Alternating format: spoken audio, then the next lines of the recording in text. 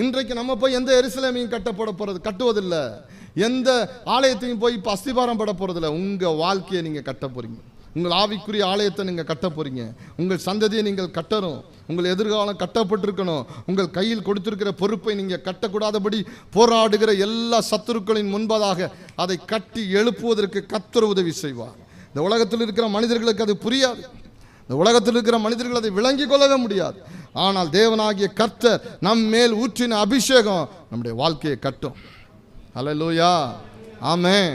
என் காதுபட பேசினார்கள். ஊழியத்துக்கு வந்துட்டான், இவன்லாம் ஊழியக்காரனா வந்து இன்னும் கொஞ்ச நாள்ல பாருங்க ஒவ்வொரு வீடா போய் ஜெபம் பண்ணி காசு வாங்குவான். காதுபட பேசினார்.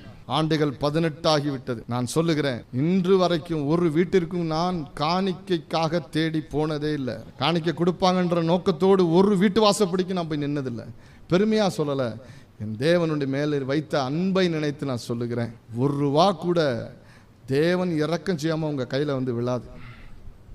ஆமென். ஒரு ஆசீர்வாதம் கூட கர்த்தர் அனுப்பாம உங்க கையில வராது. கர்த்தருக்கு விருப்பம் என்ன தெரியுமா? இஸ்ரவேலை ஆசீர்வதிப்பதே கர்த்தருக்கு பிரியம். நீங்க ஆண்டவருடைய அன்பில் நிறைஞ்சி அவருடைய அழைப்பில் அவருடைய சித்தத்தில் நின்னா போதும்.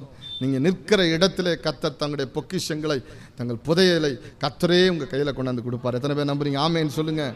ஆமென்.